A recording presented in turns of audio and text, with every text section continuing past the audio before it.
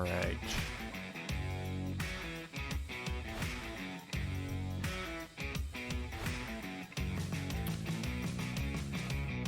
Hello, ladies and gentlemen, and welcome to another episode of the AfroMattt Show. This is episode number 163. This is a different kind of episode. This is my first live interview.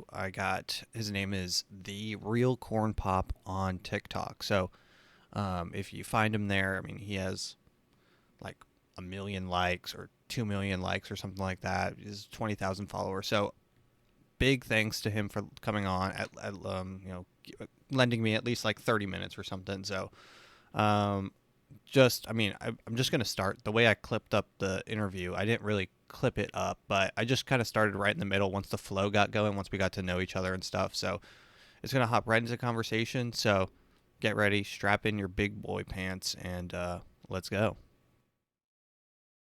But where this actually kind of takes the turn to where I start making a lot of like labor focused content, because a lot of the content I make is about tech and about how it is. I think that the tech industry as a whole has kind of like acquiesced its own promise to the American people or to the global population. In terms of tech and how I like even fell into that space, it was because when I was a freshman in college, I interned for a little while at a venture capital fund in the Raleigh-Durham area of North Carolina called Co-Founders Capital. I interned for one of the primary companies that fund had invested in.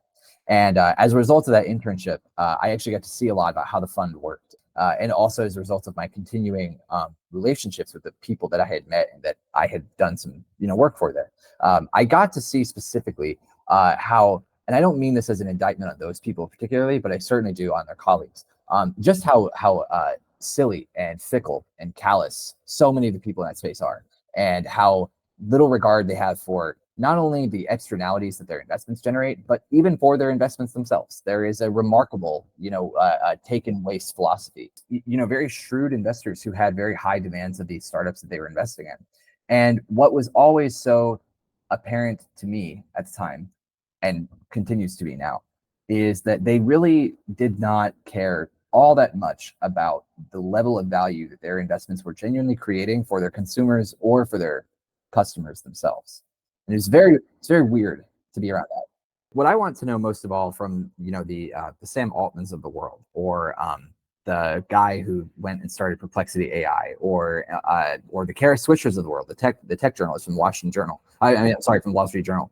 What I want to know from them is like, why did we decide that this is what humanity's like zenith looks like? Is like an artificial intelligence that's better than all of us? Why is that what we have ultimately decided? And I think the core of that question is sort of a premise that isn't being explicitly stated, which is to say that like we are creating the expectations of the future live in front of us all the time. Like we don't have to accept things as a given. We can change them if we actually want to. We can suggest there are new reasons for doing things and new reasons to not do things as much as we want. We literally have proven dominion over what it is that we live on, but we don't. As part of us being in these economic systems, like I think that there is so much inertia people are just used to that it's hard to remember that like we literally are the people that have to actually make it all work. Like we can decide that like what AI looks like, for example, like we could decide that if we really wanted to like prioritize that. Yeah. But we don't prioritize that. And an interesting theory is and I don't know how this is kind of out there, right? But it's like the theory that technology in general is not quite a sentient being, but it's using humanity to progress itself. Like it's almost like a cancer, and it's using humanity to get better, and it has throughout all of history. I don't know how much merit that has, and it kind of sounds like herky-jerky kind of out there, but no, not at all. There's literally a theory. I don't want to ascribe a name to it for fear of being just so woefully wrong that some I don't even know where I heard that one. It's one of those things where you don't even know. But well, I bet you that this is actually an extension off of the thing I was about to say, which is that there's a sociological theory that suggests that like wheat actually domesticated humans. That wheat literally was not like as a conscious sentient being, but more so that like a germ or like a bacteria. It's not sentient, but it uses what it has at its disposal, no matter how rudimentary, to protect itself. So I certainly think that there actually very well may be some merit in the idea of like technology sort of, using humanity to like continue evolving. I think that's very interesting. Of course, technology is a much more amorphous term than wheat, because like we can literally point Yeah. to a wheat field. But like I enjoy that Yes. thought Yeah. experiment very much. Yeah. Yeah. That's really trippy because you think like the end goal. I mean, if you extrapolate what's happening with AI, and this is just my extrapolation, is like the end goal is either like some sort of like technocracy where the people that control the technology control everything, or some sort of situation where no one has jobs except for like the top 5%, and everyone's kind of like living off handouts from people. It's like one of those two things, and both of those situations seem kind of like technology wins, technology Mhm. won. I mean, in a way, I certainly can see what you're saying. I wonder though, I wonder what it is in reality. I wonder what it is that the tech giants really have as the goal of these AI-based systems, because I don't think that it's very clear or very clean in its supposition at Well, all. it might just be that they literally don't have a plan because Yes. they're being controlled. They're being used like a single cell organism, you know? Yeah. I mean, I think it's much more likely that you're right, that they don't have a plan, but I think it's much more that they are just avarice, right? Like Yeah. they literally just are greedy. They don't Yes. Well, actually understand. They're not thinking on those time yes. scales. Yeah. Yeah. It's short-term gain over long-term profit, It's it's like what space can I capitalize right now? AI. Let's go into AI right now. Start up a business, buy 180 computers, hire however many people. We are going to build a new AI. They don't care what happens. Yeah. I'll tell you another thing that really got my channel, I think, to the point where it could have been started, which was watching the collapse of some companies that were funded by the VC space, and seeing how ruinous those collapses were. Theranos in particular was like a huge moment for me, actually, because Mm, I, as a young person in high school, actually like bought into the idea of Theranos because I had read about it on Reddit and I thought it was really cool. Now Theranos collapsed in like 2013 or so, or 2014. So I was only like a sophomore, junior in high school when it collapsed. But for that year or two that I was like dolling them, I was floored by it. I thought it was like so crazy. But that, I think, gave me such a cynical bone, to the point that when blockchain came onto the scene yeah. in 20 in like and really came into the scene like 2014 and Yeah, and 2015. blew up. Yeah, yeah. So that by the time that I was in my earliest years in college, like I was so anti-blockchain, it was crazy. And I mean, I Yeah, still am. Like, cuz yeah, you had a chip on your shoulder. Yeah, from yeah. But more so than anything, it was because I just looked at it and I was like, this is vaporware. This literally is vaporware. Like nobody who I know who was involved in that space could articulate an actual reason that this technology needed to exist in the Mhm. way it was getting developed. And that really struck a terrible chord with me, because I was like, oh damn, like all this money is flowing from the VC space, from away from things like climate startups and health startups, like into this like bullshit, into this stuff that I had no idea why we were talking about it, why we were investing in it. And of course, seeing it then sort of metastasize into things like NFTs and Yeah, shit like the that. NFT You stuff know, that's endlessly that's just so funny. yeah, It's yeah. really crazy. I But you know what it is, man, is that like I really want to make this very clear to people who might be hearing this, that like if you're coming across the Real Corn Pop on TikTok, mhm. and you see my content, I think it's very easy to come across like, oh, this dude is just like a fucking hater on commerce. This guy's like a hater, or he's just like such a like radical socialist that like he Mhm. just like wants to like eliminate private enterprise. I challenge that greatly. I actually have said many times, on in public and also in private conversations with my friends, that if capitalism worked a lot closer to what I think that people think Yeah, it worked like, I would actually have a lot harder of a time making some of the content that I make. exactly. But unfortunately, it doesn't work the way that we are taught that it's supposed to work at all. And in fact, it works in pretty much every antithetical way that we're taught Mhm. it's supposed to work, because there are literally picked winners and losers for nothing. I Uh, I've had this exact same conversation with my dad, who is very like he's like a free market diehard pretty much. yeah, But and when I explained to him, he realized he knows that the free market is really not even a thing anymore. It may have been a thing, like admit that there it may have been a thing at one point, but it's like it's so far gone. Have you ever read Atlas Shrugged? Yes. Yeah, so that's like the mecca of capitalism, right? With Ayn Rand and whatever, and they're like the whole book is.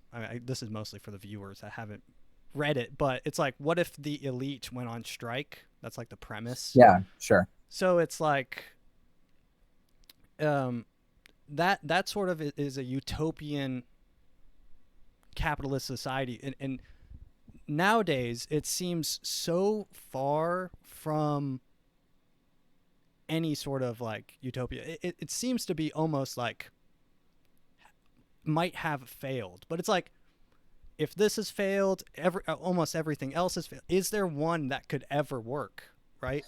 Is Yeah, there a well, system that could ever work for a long term? yeah, I mean, so I think there are a couple things that really kind of stick in my craw in a way as it relates to discussing capitalism with people and what it is that I think are the biggest issues with it. And I think that the number one thing that I would always want to get across to people is that I think the capitalism's fatal flaw is that it suggests that things can just grow. They can just keep growing. They can just keep on the infinite next quarter. Hey guys, next quarter will be better. Hey guys, yeah. Like, wait till next quarter, you will be up big. Yeah. Quarter, the endless quarters after quarters. Yeah, and I mean, I think that for all the problems I have with him, I think that not the 1980s version of Bernie Sanders, I think said it actually probably the best, which is that like because back in the 1980s, like Bernie Sanders said this on a radio show where he said that like, I actually do believe in capitalism, but the capitalism I believe in is that there are an infinite number of small companies, who are all competing for a very, very humble profit. Yeah. And they all understand that they will eventually go out, all of them will eventually go out of business because either their products or services will be made obsolete or a competitor will beat them. And it is very, I actually think that if you articulate that vision to most Americans, even the most anti-capitalist. Who's going to say no to that? That sounds like a good world. Yeah, I mean, I think except for the most like theory latent diehards on the left, which I mean, and I want to make this very clear.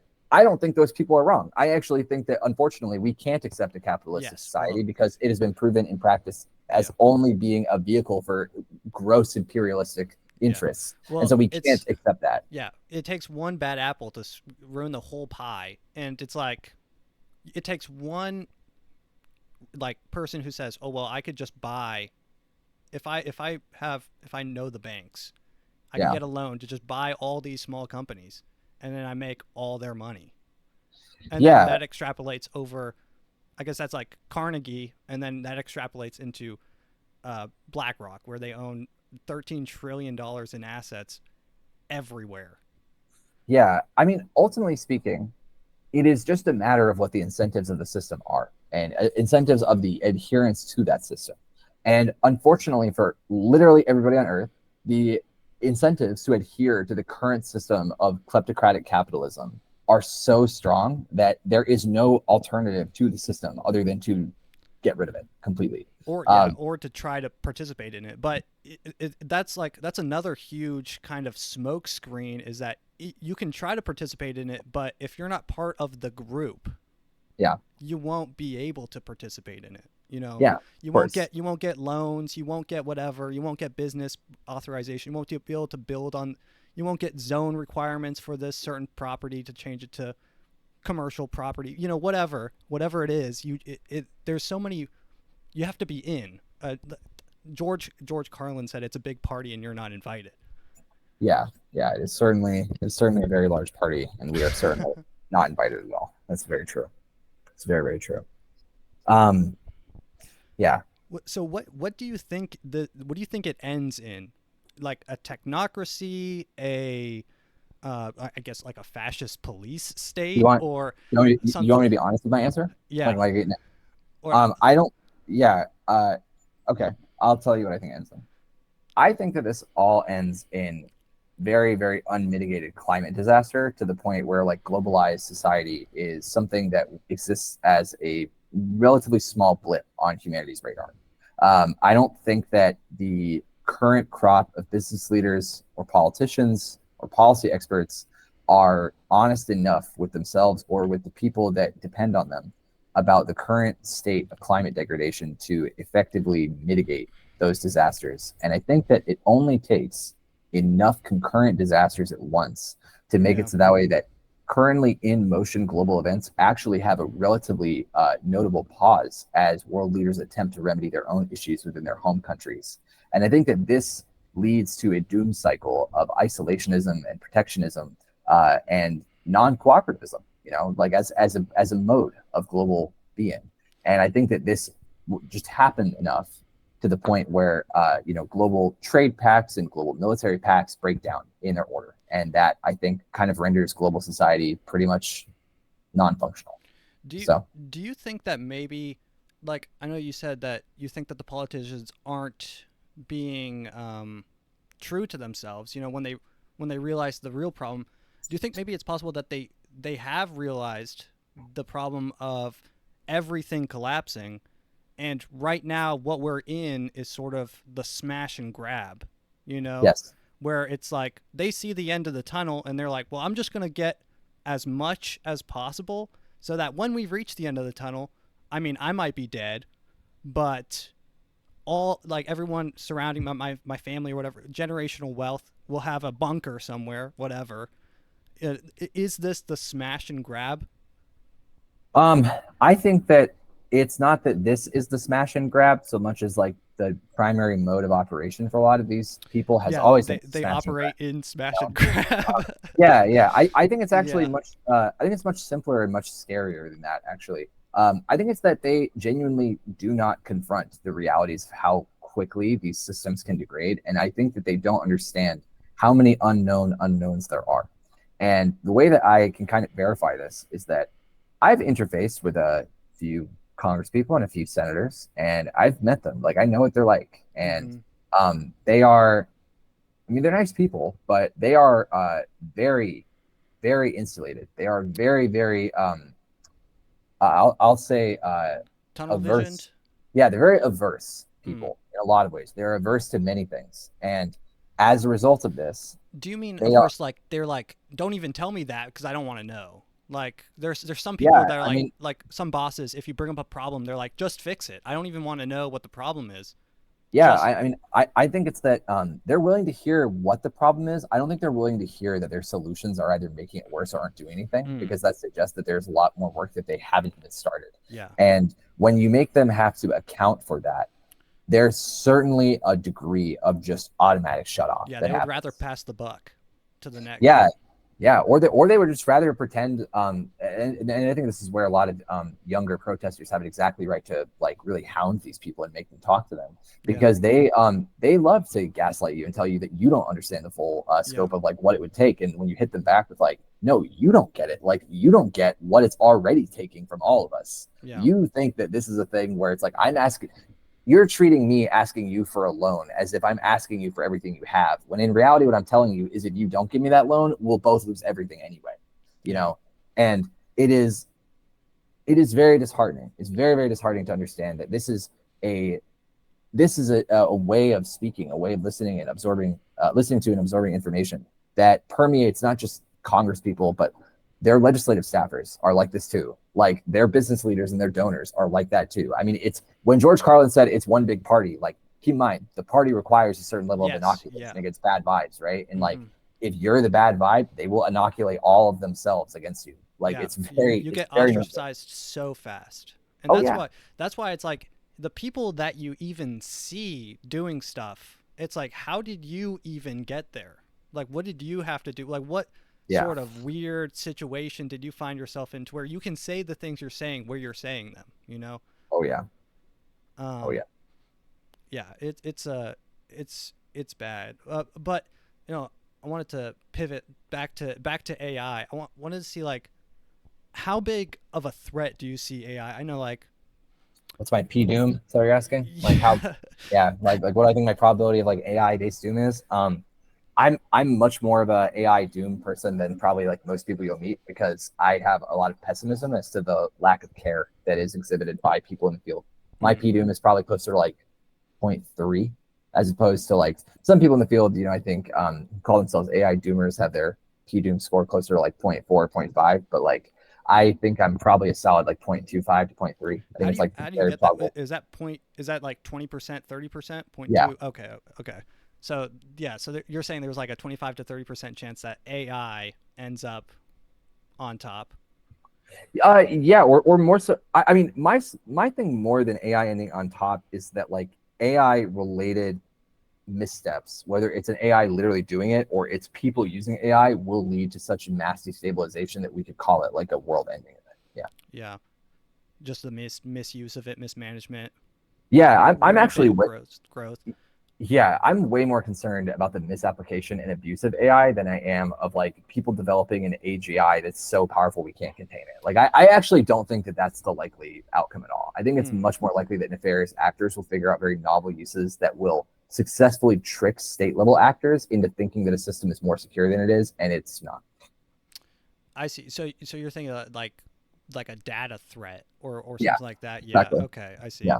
That actually makes sense. I mean, in my mind, I'm thinking like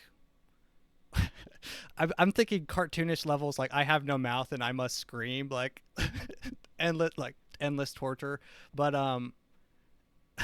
I mean, yeah, I think that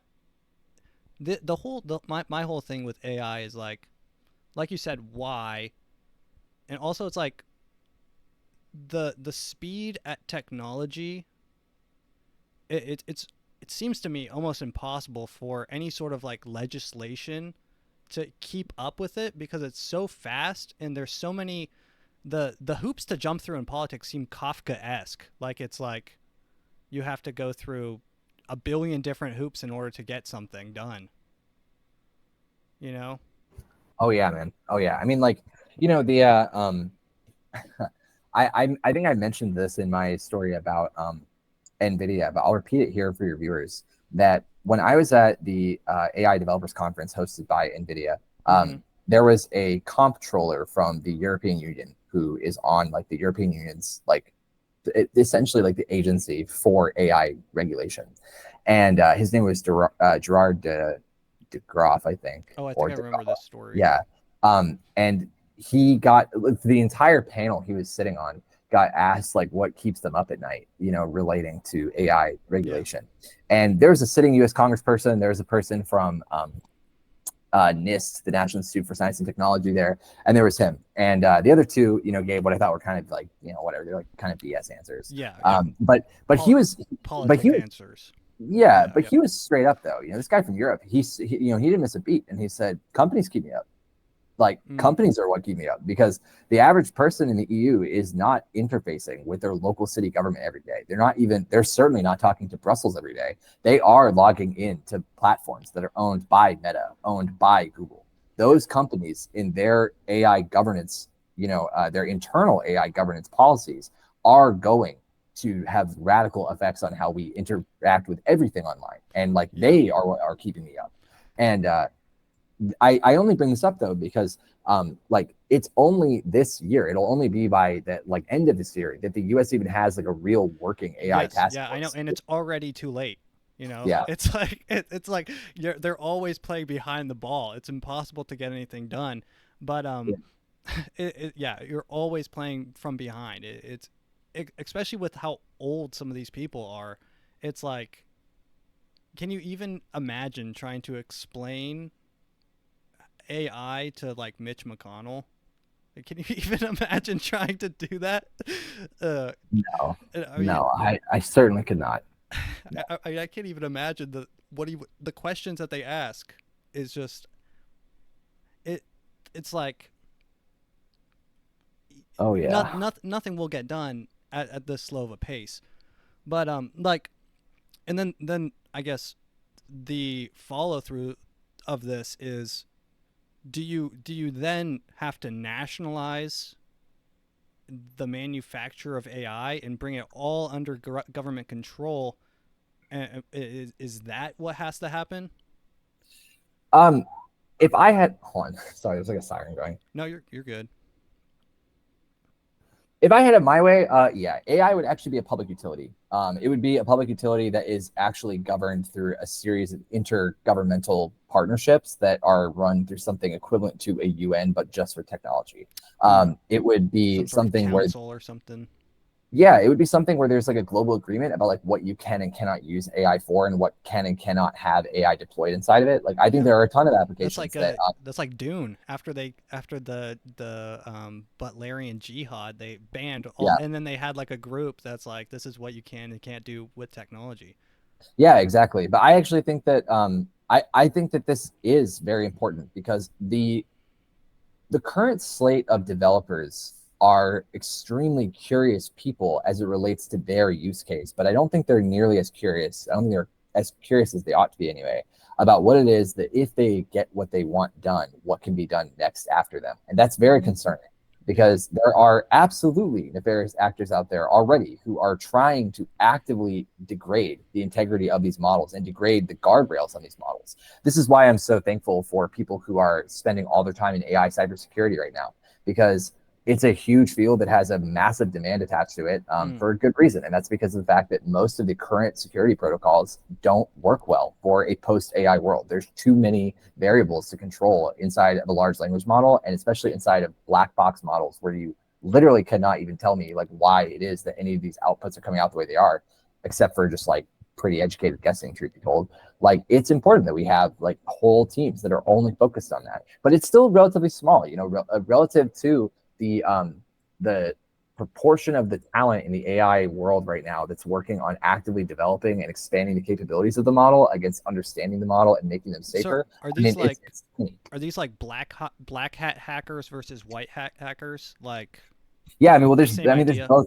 Yeah, there's both, right? I mean, so like in the AI community, there are certainly a lot of people who are just like actively trying to fuck up the models and fuck up their outputs and So fuck up what you can use them for. and so when you fuck it up, that you mean not make it worse, but like make it better in bad ways, right? Yeah, yeah, Okay. make it much easier for people to get much more I'll say non-savory outputs out of them. Yeah, yeah, Yes. unscrupulous activity. Yeah. Yes. Yeah. Okay. That I see that makes sense. And another reason this might be is because it's easier for a company to just greenlight something and then wait, and then if it becomes bad, pay the fine, whatever the fine. If they make 10 billion from a bad improvement on their thing, and then the fine is 5 billion, boom, they just made $5 billion on Yeah. doing something truly evil, right? So Yeah. it's like, why not just do it and pay the fine later? That's a Oh, certainly. Yeah. I mean, there's certainly a big problem. I mean, this has been a problem in tech though forever, which is that Yeah, like exactly. the fines just like The literally fine, aren't yeah, big yeah, enough. it's like, Yeah. yeah. And I feel like some of these companies literally factor in fines. They're like, well, we have Yeah. to pay this much in fines at the end of the year, whatever. We'll pay this much out to lawsuits, and Oh, we'll, totally. Yeah, yeah, yeah. absolutely. It's all being factored in. Um, uh, let's see. I have a couple more questions. I know. Do you have to leave like just right at? Oh well, I guess we're already past. But Yeah. I was gonna say I actually do have to leave here in like a second, but I wanted to give you the okay, time to like, ask yeah, anything else you wanted. okay. Well, I not to do like too much of a long, but I wanted to know like what because on I am a big fan of like um kind of like the cabal conspiracies, like Okay. the elites. What Sure. type of conspiracies do you have, or do you believe, or do you have Okay. bouncing around, like any, like even things that you think that you might I be the only person that yeah. believe it? Um that's a very funny question. I I don't Do you believe do my you do you believe the CIA killed JFK? no, I don't believe that. I my problem with believing in conspiracy. Oh, actually, I do have one. But Okay. I don't really know how much of a conspiracy it is because, Okay. like I don't believe that James Earl Ray killed Martin Luther King Jr. Like, I just Okay. don't Yeah. believe Yeah. it. That one seems, yeah. Yeah. Yeah. I don't believe that because Martin Luther King Jr.'s own kids, from what I can tell from reading about this, like Yeah. They just got their own. actively. They got their own autopsy too. Yeah, I was gonna say like they just like actively don't believe he killed their Yep. dad. Mm-hmm. And like I think it was I want to say it was Martin Luther King Jr.'s daughter who said straight up to an investigator, like, that man is innocent. That man did not kill our dad. And like, I don't know, that's just kind of crazy. But besides that, I mean, I guess another conspiracy that I believe is that the US government was like actively meddling in the 1992 or the 1996 Russian elections. I kind of do believe that one. But there's like a whole host of reasons why I sort of believe that and sort of don't. But all that to say, what I wanted to really get to is that I do not believe in a lot of conspiracy theories, I think, because of the fact that a lot of the things I thought were conspiratorial to think when I was younger turned out to be right. Like when I was younger, I certainly believed that the United States government was actively overthrowing other governments. And then for a little bit there in my like mid-teens, I didn't believe that anymore because I was like, no, I mean, I just like was uneducated. Yeah, exactly. And then as I got to my early 20s, what would they have to gain? What would they have to gain from going to war in Afghanistan? Yeah, exactly. And as I got to my early 20s and I started reading shit like the Jakarta method, right? Like, I mean, then I was like, oh wait, no, never mind. They totally did that. They did literally all the things I was just talking about. Like, so I think that those sorts of revelations, which are increasingly common for young people in America to have at increasing paces, I'll give them that. Well, that's what the increase of technology and the increase of information, like TikTok, which you use. It's like, is that why they're banning TikTok? Is because those types of information? You think that's why? It's not about data. It's not about. No. There are. I don't. I don't have to bark up this tree with another user of the app necessarily, but I will just for your viewers here. If the United States government genuinely cared about data privacy, then we would have federal level data privacy laws in the United States that are actually comprehensive, and we don't. If the United States actually cared about foreign-based advertisers or foreign-based companies like having access to American data, there would be a whole host of government contracts that wouldn't even have ever been signed, right? Like there's so many holes in every single piece of Edward Snowden, all that stuff. Exactly, right? There are so many holes in every piece of logic that have been thrown at why this app would get banned. And in reality, like it's very obvious to me what it is. It's that TikTok actually has proven now control it. They can't control the flow of information.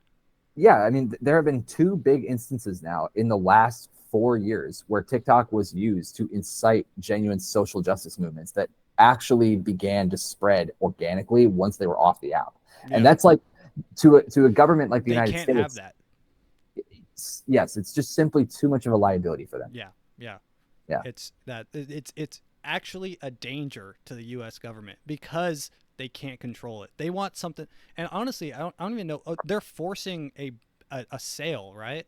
That's what their end goal is to a U.S. company, which to me sounds like straight up like nationalizing the railroad system or something from Atlas Shrugged. But it sounds like something that's from a science fiction novel, like forcing the sale of a company to a U.S. company so that they can control it.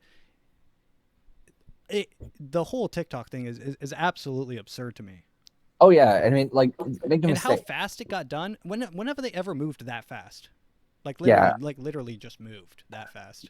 Yeah, I mean, make no mistake too. Like, the FTC here in the United States has already said that they would not let a social media company in the United States buy TikTok because it would literally create a monopoly on social media. Yeah, if X or anyone, Instagram and Meta, if any of them bought it, it would be one source for all your information. Yeah, so like when stuff like that is out there, right, where you literally have the FTC saying, hey, we will never in a million years let the most likely buyers of this app buy this app, like that to me gives you all the information you need to know. Like this is not about anything other than control of information, period. My bad, Matt, though. I do gotta go. Yeah, no, sorry for keeping you. No, this was great. We'll have to do this again. I really enjoy talking with you. So yeah, man, it's a great time. I really appreciate you giving me the chance to chat with you, and I really appreciate you reaching out. It's very nice. No, thanks for doing this too. Thanks for taking a little time out of your day. I'm sorry for going long, but no, it's all good, man. I'm glad that we did. All right, take care. All right, you too, man. Peace. Bye. All right. Well, I hope you enjoyed that. It was fun to record, and it's fun talking with people who have such a different, just broader view of things and more technical and stuff. So it's I kind of felt overwhelmed. I'm like, whoa, this is a lot of words I don't even know. I had to look up what vaporware meant. I don't even know what vaporware means, but but that being said, it was really fun. I hope to get him on again. I have a ton more questions for him, so everyone go check out his his TikTok channel, The Real Corn Pop, and tell him that I sent you. Bye. Oh, and thanks for listening.